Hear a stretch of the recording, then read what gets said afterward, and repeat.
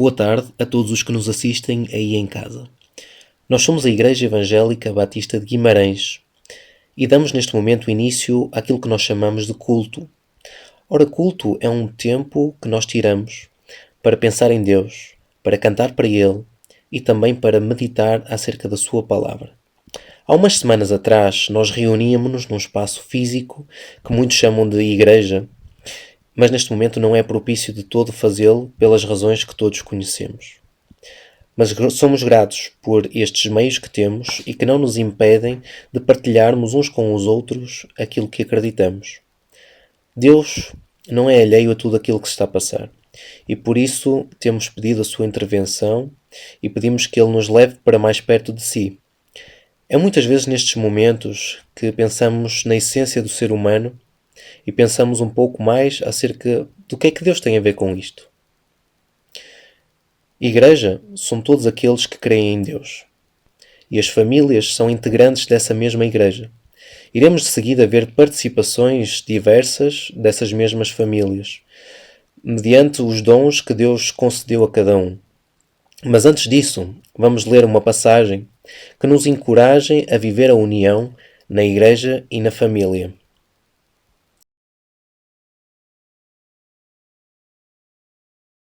Peço-vos, portanto, eu que estou preso por causa do amor do Senhor, que vivam de maneira digna da chamada que receberam. Sejam modestos, humildes e pacientes, manifestando assim que se amem uns aos outros.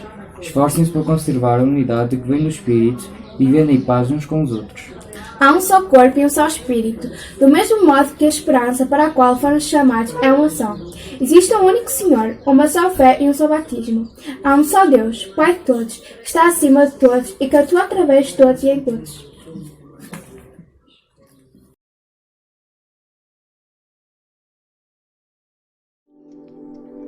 Senhor, nós queremos orar, pedindo a Tua graça e a Tua bênção pelos nossos irmãos e irmãs que estão assistindo a essa transmissão, para que abençoes esse tempo em que estamos distantes fisicamente, mas com o espírito de união. Pedimos que fales conosco nesse culto. Pedimos que use os nossos irmãos e famílias para edificar aqueles que nos assistem. Nós consagramos a Ti esse tempo, ó Pai. Nos ajude a prestar atenção e a render a Ti um tempo de qualidade, mesmo com as distrações que possam acontecer.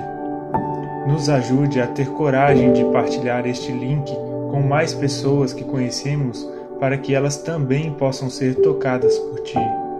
Assim nós oramos, Pai, em nome do Teu Filho Jesus. Amém.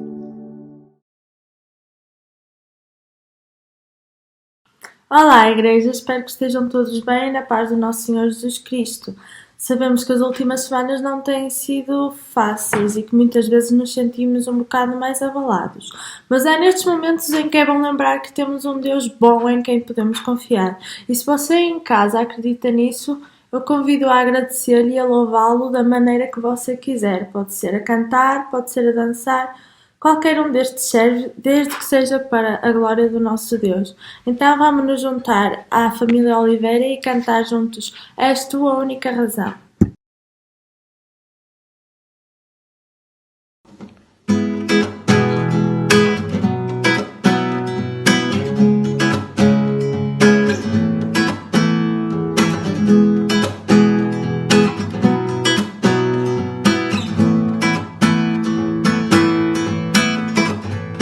És tu única razão da minha adoração, ó Jesus.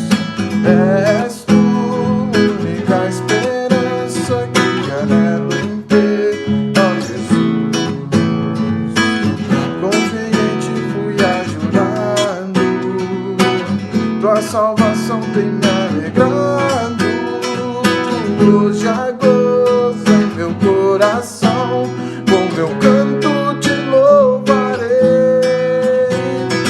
eu te louvarei, te glorificarei, eu te louvarei, meu bom Jesus. Eu te louvarei, te glorificarei. eu te louvarei, meu bom Jesus. És tu única razão da minha oração, ó Jesus. És tu única esperança que anelo em ter, ó Jesus. Confiei em ti, fui ajudado, tua salvação tem me alegrado. Hoje há gozo em meu coração, com meu canto te louvarei, eu te louvarei, te glorificarei, eu te louvarei, meu bom Jesus. Eu te louvarei, te glorificarei, eu te louvarei, meu bom Jesus. Em todo tempo te louvarei, em todo tempo te adorarei, oh. Em todo tempo te louvarei, em todo tempo te adorarei, eu te louvarei, te glorificarei, eu te louvarei, meu bom Jesus. Eu te louvarei, te glorificarei, eu te louvarei, meu bom Jesus.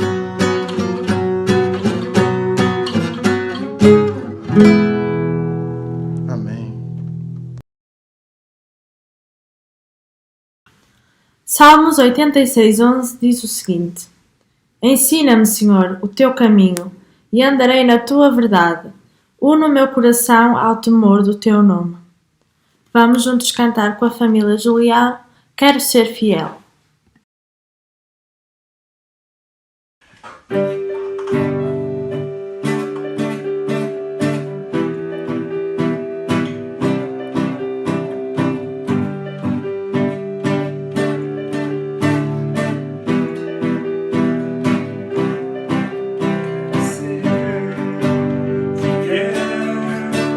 Nesta caminhada com amor leal, sem fingir a minha fé, viver o que acredito, não falar do que não vivo. Quero ser fiel, Senhor. Quero ser fiel nesta caminhar a dois, com amor leal, sem fingir a minha fé, viver o que acredito, não falar do que não vivo. Quero ser fiel, Senhor, porque és digno de adoração total, porque és santo, deixarei para trás o mal, quero viver para ti, um coração completo. Pois quando deste tudo por mim. Oh, oh, oh, oh.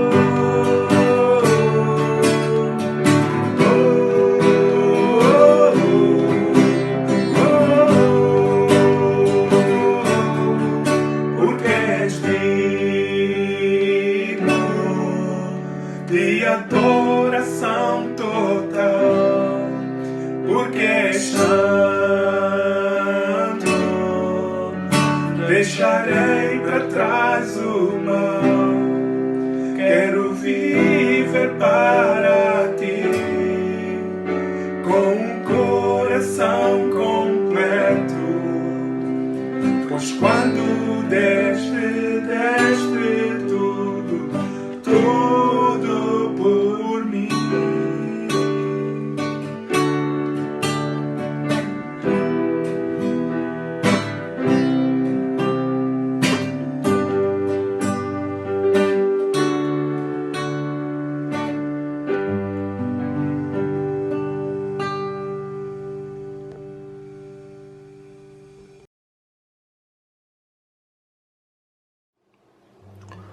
Meu Deus, obrigado, Pai, pelo cuidado que o Senhor tem tido sobre as nossas vidas. Obrigado, Senhor, pela atenção, pelo carinho, pelo afeto. Meu Deus, nem sempre a gente reconhece essa atenção, esse carinho que vem do Senhor. Muitas vezes estamos ocupados com o nosso dia a dia e esquecemos de agradecer, esquecemos de deixar um pequeno pedaço, um pequeno espaço do nosso tempo para poder adorar e agradecer e engrandecer o Teu nome, Pai. Obrigado, Senhor. Obrigado. Meu Deus, que o Senhor possa, Pai, alcançar a cidade de Guimarães. Meu Deus, que o Senhor possa alcançar os corações das pessoas que aqui moram. Que o Senhor, através do Teu Espírito, Pai, possa interagir na gente, possa, Pai, fazer com que nós podemos alcançar, ajudar essas pessoas. Que o Senhor nos dê sabedoria, Pai, inteligência, para chegar, para falar, e que as pessoas, Pai, possam ouvir a Tua voz através de uma mensagem, através de um vídeo, através de uma ministração. Que o Senhor possa tocar nos corações e abrir os corações dessa pessoa. Meu Deus, agradeço, Pai, pela oportunidade de estar aqui orando. Obrigado, Pai, pela oportunidade de estar quem está ouvindo esta oração, de quem está assistindo a este vídeo, de quem está assistindo a este culto. Que o Senhor possa, Pai, fazer com que esses vídeos, essa mensagem se propague, meu Deus. Obrigado, Pai, pela oportunidade, Pai. Em nome de Jesus Cristo. Amém.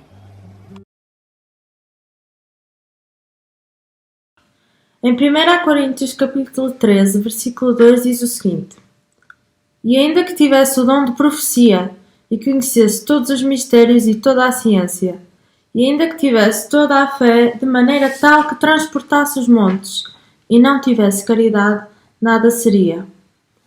Convido os irmãos a cantar connosco Cristo move as montanhas.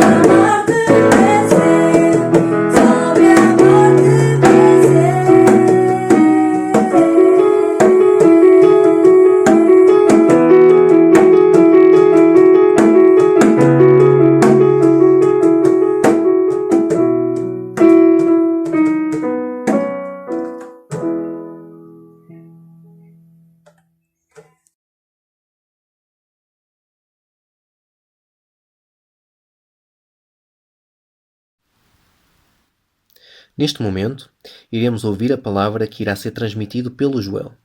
Mas antes disso, Amanda vai orar para que Deus nos dê entendimento para percebermos aquilo que vai ser dito.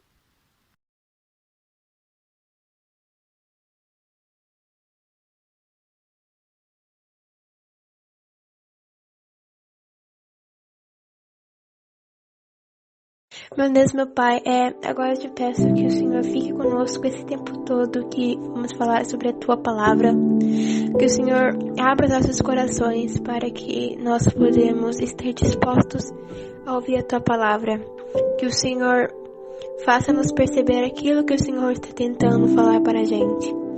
Cuide da gente nesse momento que vamos ter contigo. Assim te peço e te agradeço. Em nome de Jesus. Amém.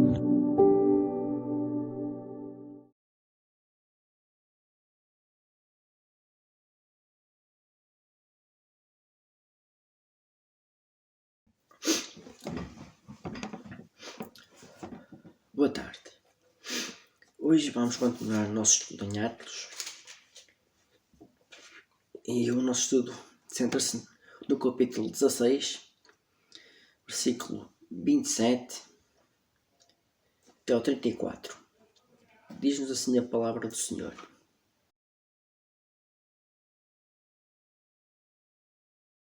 Por volta das 24 horas, Paulo e Silas oravam e cantavam hinos a Deus. Os outros presos os ouviam. De repente, houve um terremoto tão violento que os alicerces da prisão foram abalados. Imediatamente, todas as portas se abriram e as correntes de todos se soltaram.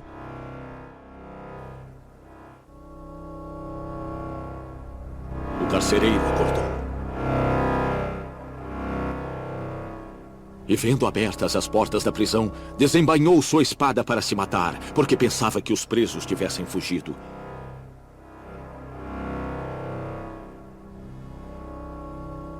Mas Paulo gritou: Não faça isso! Estamos todos aqui, venha!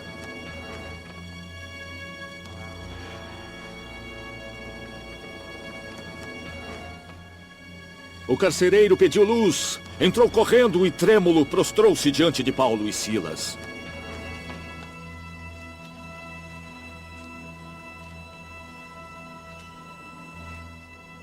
Então levou-os para fora e perguntou: Senhores, o que devo fazer para ser salvo? Eles responderam: Creia no Senhor Jesus e serão salvos. Você e os de sua casa. E pregaram a palavra de Deus a ele e a todos os de sua casa. Naquela mesma hora da noite, o carcereiro os tomou e lavou suas feridas. Em seguida, ele e todos os seus familiares foram batizados. Então os levou para sua casa e serviu-lhes uma refeição. Ele alegrou-se muito por haver crido em Deus, ele e sua família.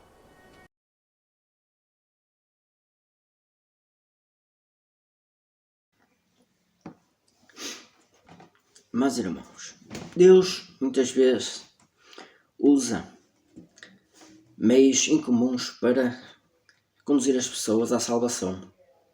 Certo homem foi à igreja um dia ouvir o coral, mas só queria ouvir as músicas, não queria ouvir a pregação daquele dia. Assim que o pastor começou a falar, ele pôs as suas mãos nos ouvidos para tapar o som.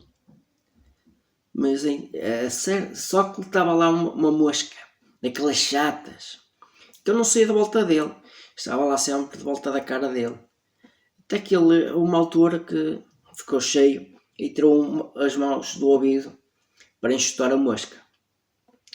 Assim, naquele momento o pastor disse esta frase: Aquele que tem ouvidos para ouvir, ouça. O homem ouviu a mensagem e ele reconheceu, no fim, que Jesus Cristo como seu Senhor e Salvador.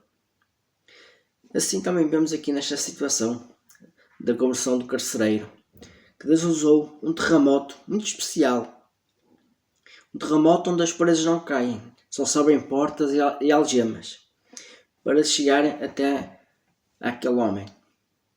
Mas antes eu fiquei uma pequena retrospectiva do que se passou no capítulo, nos versículos anteriores, para nós termos uma ideia de como estes homens vieram ter até à cadeia. Em primeiro lugar, eles foram libertados por terem liberado uma jovem que estava escravizada. Essa jovem era uma jovem adivinha, fazia muito dinheiro.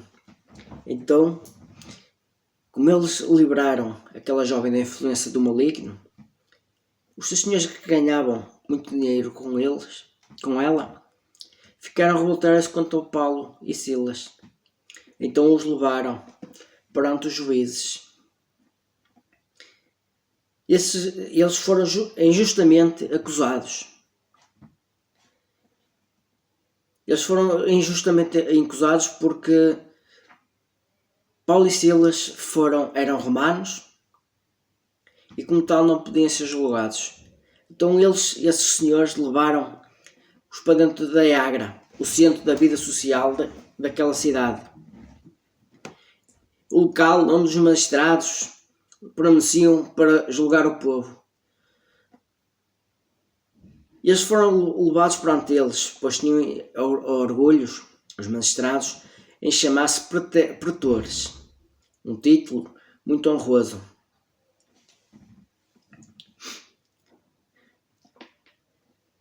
Eles foram levados e foram acusados de ser judeus de perturbarem a cidade. Eles não eram judeus, pois Filipos era uma cidade, mas Paulo e Silas eram judeus. Foi um ataque racial. Os empresários daquela cidade os entregaram às cidades romanas. Desta forma, os apóstolos estavam perturbando a Pax Romana, que estava sobre a sua herança e governo, e eles eram orgulhosos nisso. Eles pensavam que eram superiores a todos os outros. Eles não eram apenas ocultar a verdadeira razão para a sua raiva, que era económica, mas também apresentaram uma acusação ilegal contra eles. A frase sendo judeus era isso um insulto, pois o imperador romano expulsou os judeus de Roma em 49 d.C., no ano 49 d.C. A religião judaica era tolerada, mas os judeus eram proibidos do proselitismo entre os romanos. Os judeus foram expulsos de Roma e eles fizeram para não reconhecer a distinção entre cristãos e judeus. Eles argumentaram que Paulo e Silas estavam a apoiar tudo o que Roma condenava. Isto mostrava o seu orgulho racial, pois as palavras sendo judeus, sendo romanos. Porém, Paulo e Silas não pregavam os costumes de um povo. Eles pregavam o Evangelho que salva, que é universal para todos os povos.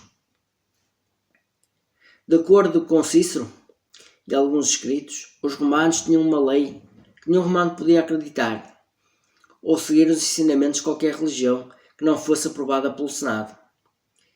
Eles foram aceitados injustamente. Eles foram tirados para a prisão, incitados pelos senhores daquela jovem. Eles não tiveram nenhuma acusação formal.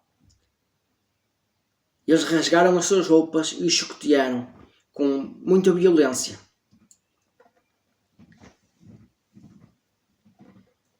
Eles foram chicoteados com uma vara feita com lâminas, segundo alguns estudos. Eles ministravam a dor corporal. Certamente, Paulo e Silas, durante aquelas chicotadas, gritaram: "Somos civis romanos." Como Paulo fez uma certa ocasião posterior em Jerusalém, mas os magistrados não prestaram nenhuma atenção aos seus gritos, com certeza. Eles ignoraram descaradamente a lei de Roma, pois acorrentar um cidadão romano era um crime e aceitá-lo era um escândalo. Um cidadão romano tinha o direito de viajar dentro do Império Romano sob proteção de Roma e o direito de não ser objeto de legislação local, bem como o direito a apelar para César sob qualquer acusação. Na verdade, os governantes romanos eram proibidos de matar, flagelar, torturar, condenar ou até mesmo colocar um cidadão romano em julgamento. sem um julgamento. Quando Satanás trabalha para se opor ao Evangelho, ele até faz com que as autoridades ignorem a lei e maltratem o povo de Deus. Assim como os apóstolos foram punidos e presos há muitos anos atrás, também os senadores com certeza sabemos que são perseguidos. Não é o nosso caso aqui em Portugal, mas mesmo em muitos lugares do mundo estão sendo perseguidos pelo seu amor a Cristo. Vemos nesta passagem que o Senhor Jesus Cristo está sempre presente com o seu povo, que o conhecimento aos cristãos garante dá segurança e paz. Eles foram julgados e tirados para a masmorra. Ele lhes prendeu os pés no tronco. Foram aceitados. Este carcereiro fazia parte da sua guarda. Ele estava lá para vigiar que eles não fugissem. Portanto, ele não tinha nenhuma piedade deles. Os levou para lá com grande sofrimento. E ainda tomou a sua precaução adicional de firmar os seus pés no tronco de madeira abertos, para causar ainda mais dor. Com certeza o carcereiro estava a fazer somente o seu trabalho.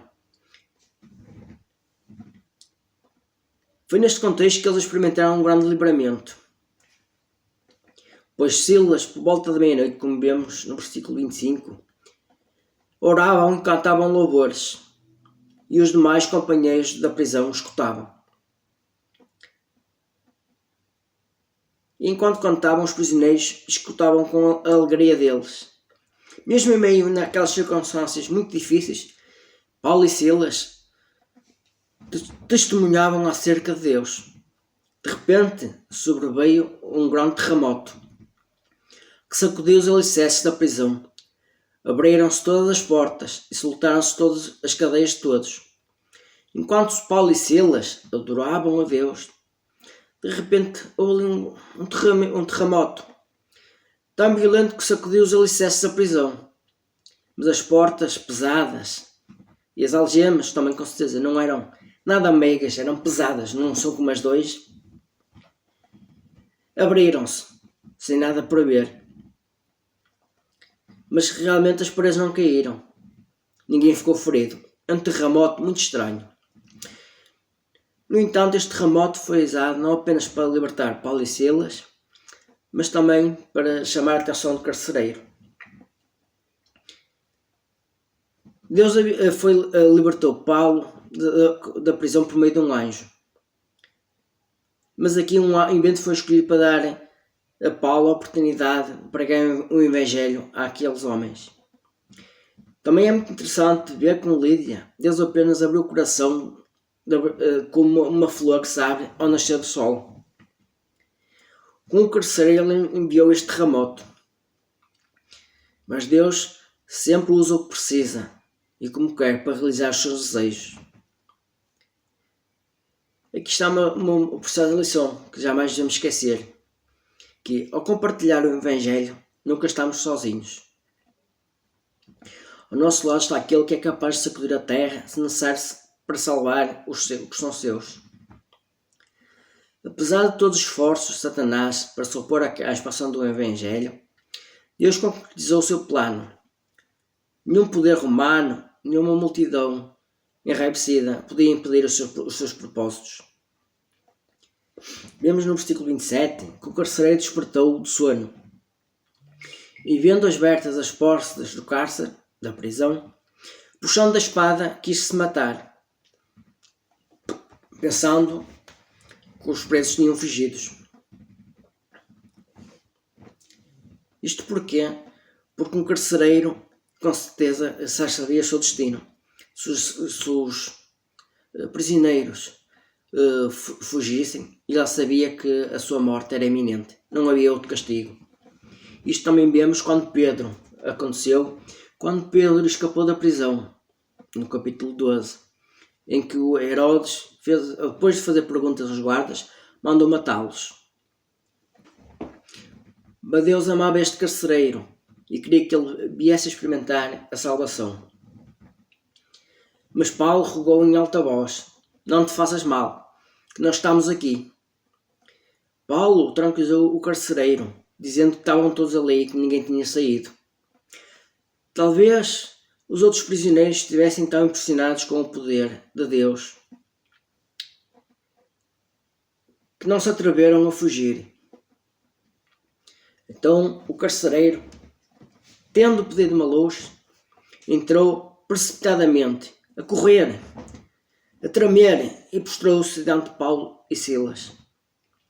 Depois trouxe-os para fora e perguntou-lhes uma grande pergunta: Senhores, que devo fazer para ser salvo?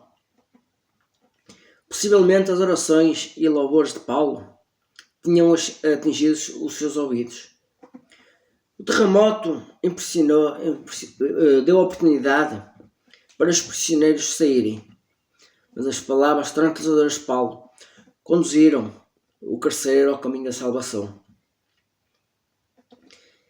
Ele procurou a alegria e a tranquilidade, a paz, que Paulo e Silas tinham exibido naquele momento de aflição.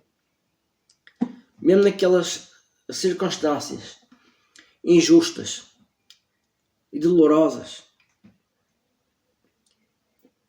ele tinha a convicção do pecado em seu coração, porque ele perguntou: que devo fazer para que seja salvo? Ele não pergunta o que aconteceu ou quem enviou aquele terremoto. O carcereiro, com certeza, sabia que Deus estava a trabalhar em seu coração. Ele sabia que por trás daquele acontecimento estava o Deus Supremo, o Deus Soberano. O mesmo Deus que Paulo e Silas estavam adorando uns momentos antes. Mas também vemos a importância da pergunta: o que devo fazer? Porque há uma pergunta também de alguém que fez muito parecida. Foi o jovem rico, que procurou a Cristo e fez uma pergunta igual, ou muito parecida: Bom mestre, o que farei para herdar a vida eterna? A resposta de Deus foi surpreendente: uma coisa ainda te falta. Vende tudo o que tens, dá aos pobres e terás um tesouro nos céus. Depois vem e segue-me. Isto se encontra em Lucas, capítulo 18, versículo 22. Quando se trata de ir para o céu, não é o que temos que conta. Não é as riquezas que nós temos. Não é o que nós fazemos. É o que nos falta. O que é que esse homem não tinha? Ele tinha tudo tinha tudo o que jamais se imaginou. Mas Jesus te pediu somente uma coisa, muito simples: vende tudo o que tens, dá aos pobres e traz um tesouro nos céus. Depois vem e segue-me. Mas porquê é que Jesus disse isto? Porque o jovem rico tinha um problema. Ele parecia tão bom extremamente, porém no seu coração estava nos bens materiais, no dinheiro que possuía, na felicidade que o dinheiro lhe trazia. Era a sua paixão pela riqueza. Por outro lado, vemos que o carcereiro estava pronto para a salvação, porque ele não podia sequer pensar no terremoto. Tudo o que ele podia pensar é que o que estava em rebelião era contra Deus. Muito diferente do jovem rico.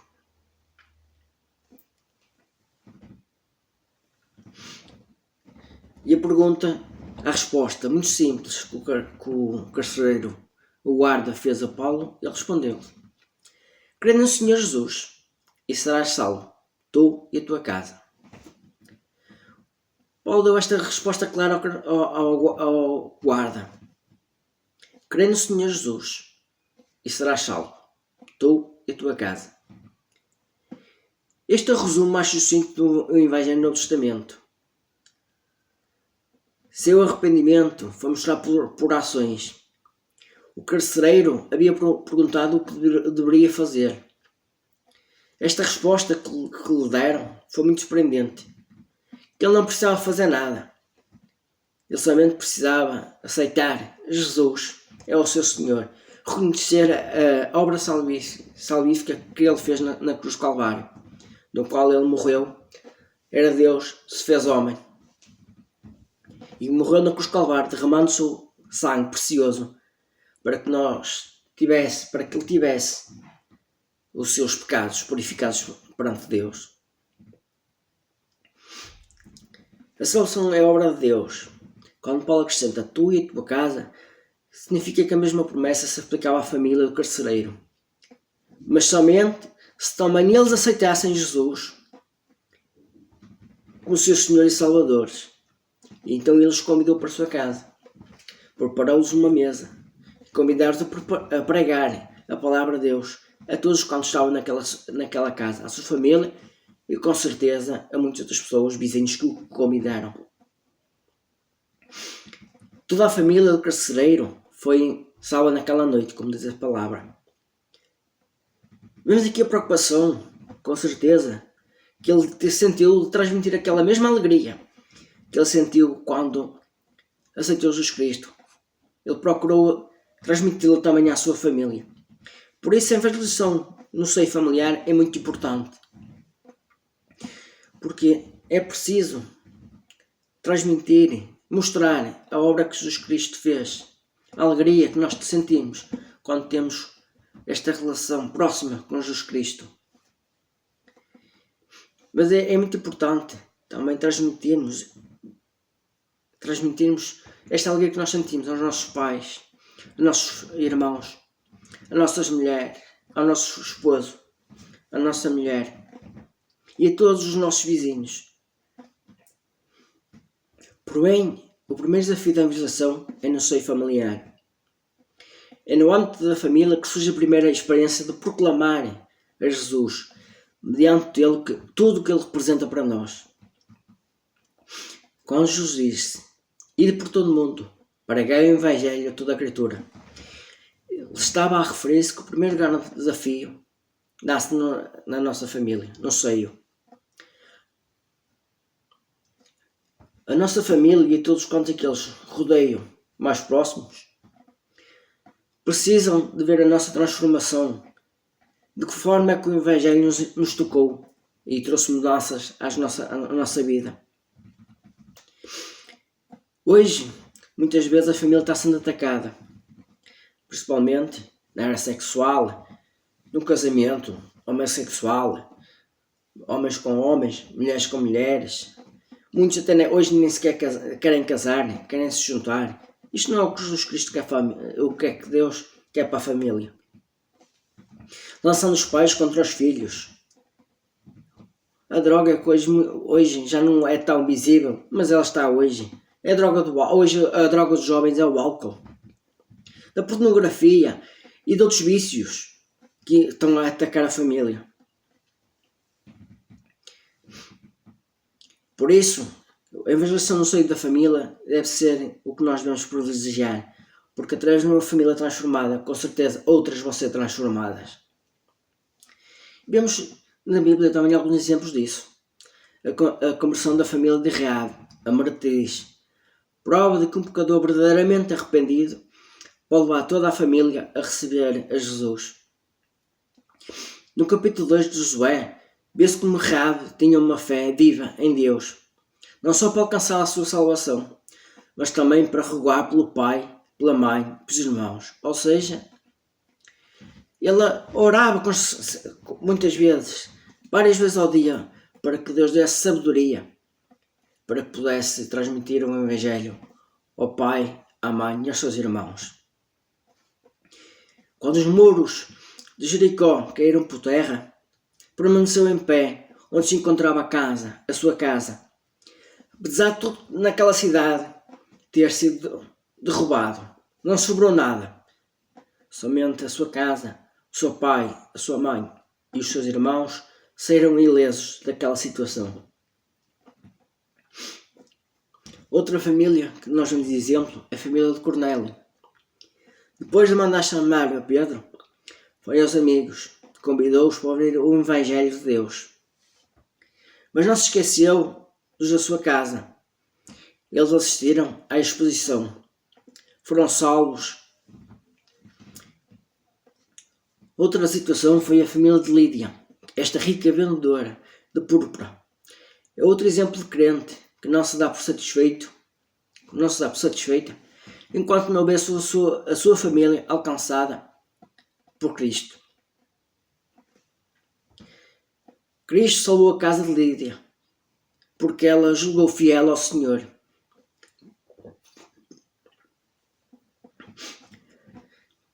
Certo homem, crente e fervoroso, estava a trabalhar no campo. Então, ele passava com muitas dificuldades, mas lá ia conseguindo pôr o pão na mesa da família. Então, foram prosperar. Então a família procurou perante aquele homem que eles mudassem para a cidade. Então eles foram para a cidade. A sua esposa, os seus filhos, quando chegaram à cidade, começaram a seguir caminhos que não eram retos ao Senhor. O que ele fez? Chamou-os, sentou-os à sua frente e chamou-os à razão. É isso que nós devemos fazer enquanto família. Quando nós vemos alguém da nossa família a caminhar em caminhos que não são retos do Senhor, devemos, sempre com amor, chamá-los à razão. Outro exemplo que vimos é de Noé, que não descansou enquanto a sua família não foi alcançada. Por isso é importante, no seio da família, transmitir os ensinamentos de Cristo, mas principalmente aos nossos filhos. Os filhos são importantes, não só porque são a Igreja 2, mas serão também a Igreja da manhã. Como diz a Sagrada Escritura, encaminha a criança na palavra do Senhor desde pequena, e ela jamais se desviará dos seus caminhos. E vemos isso, a dor, muitas vezes dos pais para com os filhos, porque um exemplo é numa escola que estava toda a arder.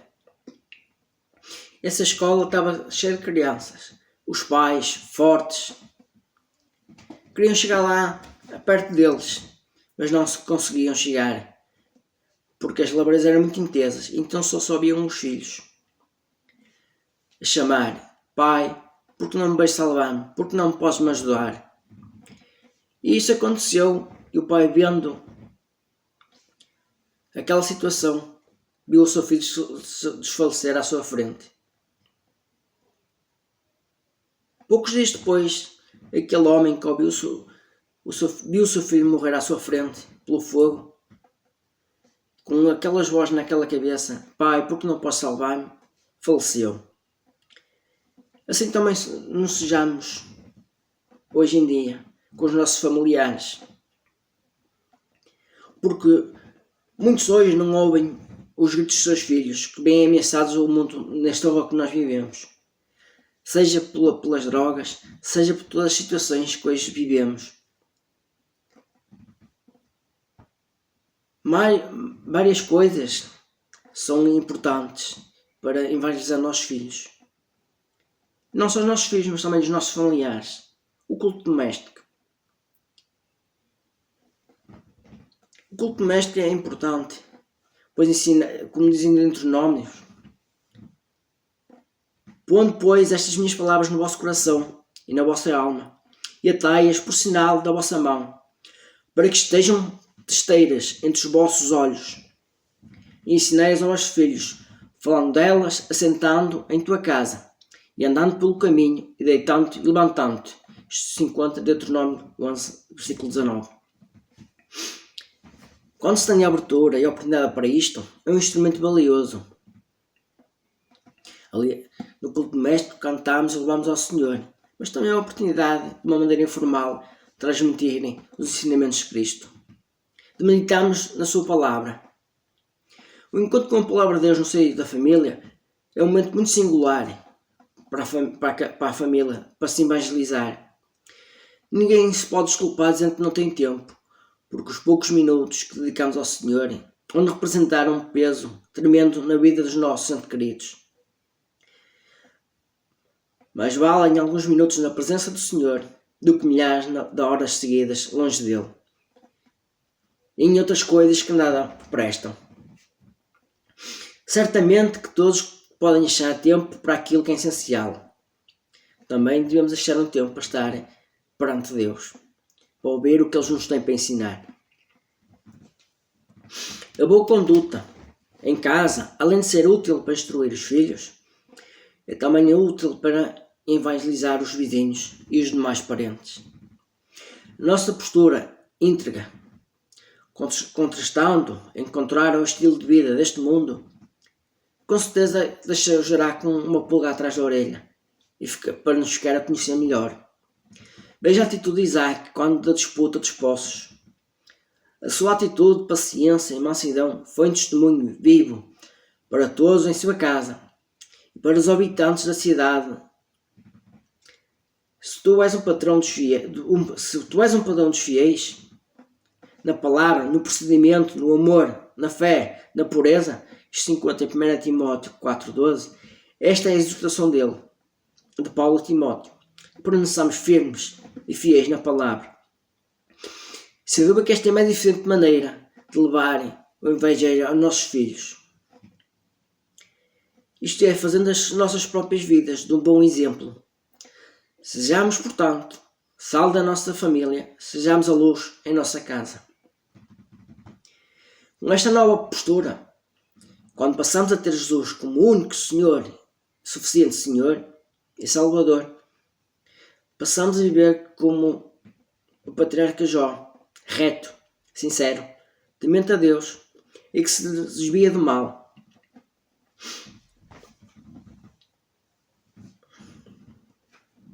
Como novas criaturas, produzimos novos frutos.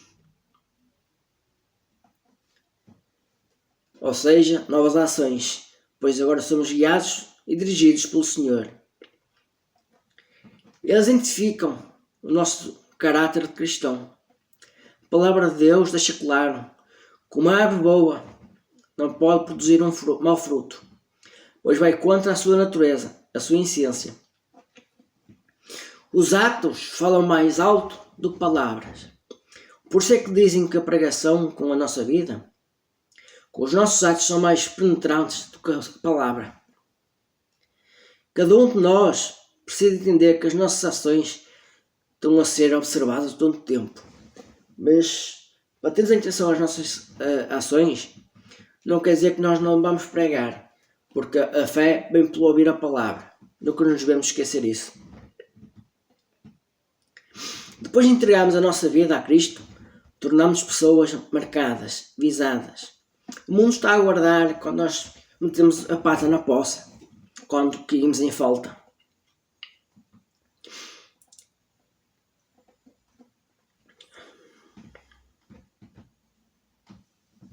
E dessa maneira um credo poderá vir em converter-se a Deus, ou reconhecer que algo diferente em nós.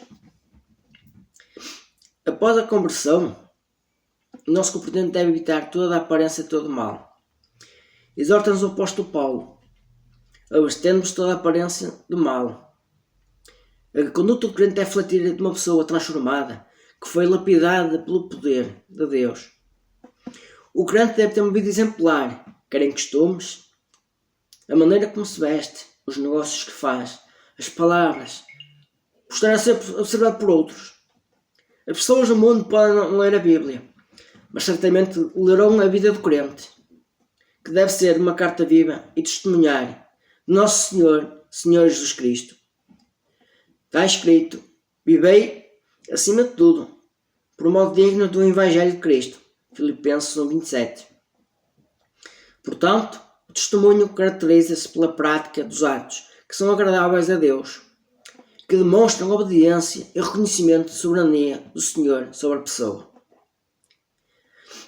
Não é possível ter o testemunho de Jesus Cristo sem que se faça aquilo que o Senhor tem ordenado na sua palavra. O testemunho é mais que uma expressão do amor à palavra do Senhor. Não esqueçamos que o bom testemunho começa no lar, nas pequenas atitudes. O descrente precisa perceber a mudança realizada por Jesus em nossa vida. Vemos na atitude do carcereiro uma mudança muito grande. Pois naquela noite, quando os levou para a sua casa, aquele homem que momentos Horas antes tinha o estado a tratar mal, a fazê-lo sofrer, lavou-os as suas feridas, das chicotadas que levou. E então fizeram exatamente o que ele lhe fez. Preparou uma grande refeição para os apóstolos. A Bíblia diz que ele e a sua casa se alegraram.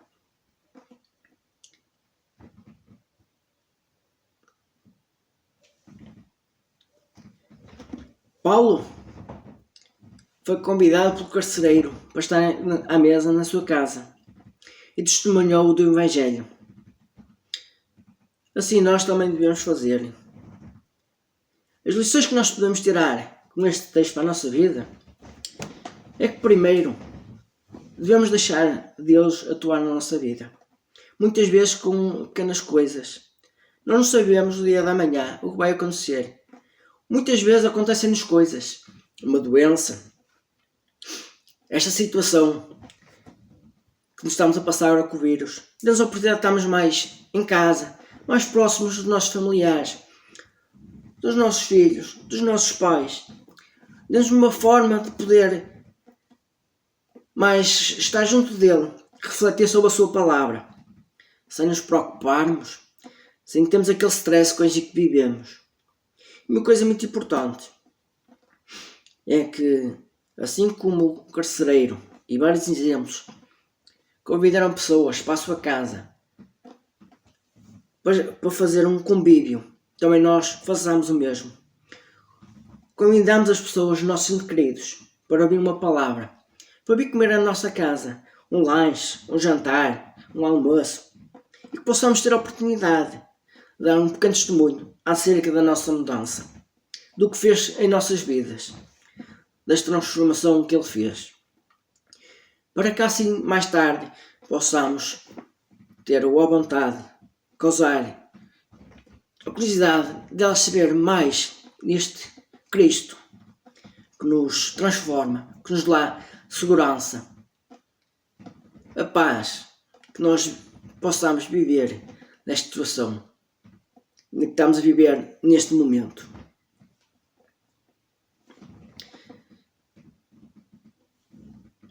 É por isso que devemos ter segurança, porque, tal como naquela dia, nós hoje possamos utilizar este momento para em nossas casas louvarmos a Deus e possamos glorificá-lo por tudo o que Ele tem feito.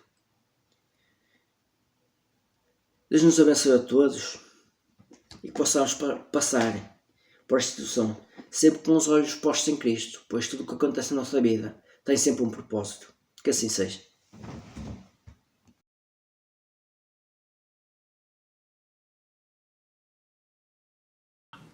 A última música que vamos cantar chama-se Vem Desfrutar do Amor de Deus e fala-nos de como Deus nos quer dar uma vida melhor, cheia de paz e harmonia. Se você vive essa vida, eu convido-o a cantar esta música com a família Cardoso.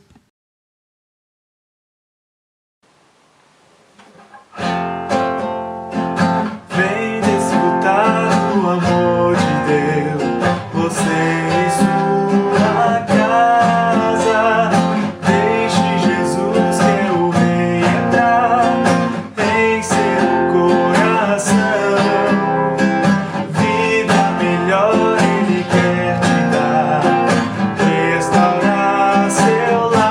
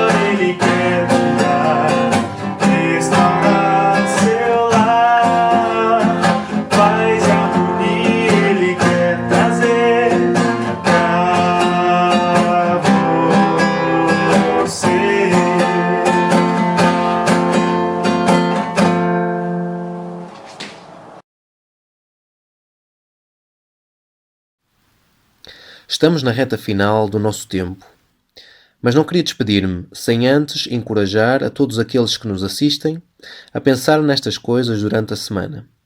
Também não nos esqueçamos de ligar uns para os outros e de orar uns pelos outros, porque isso é ser igreja e é ser família. Um abraço e boa semana.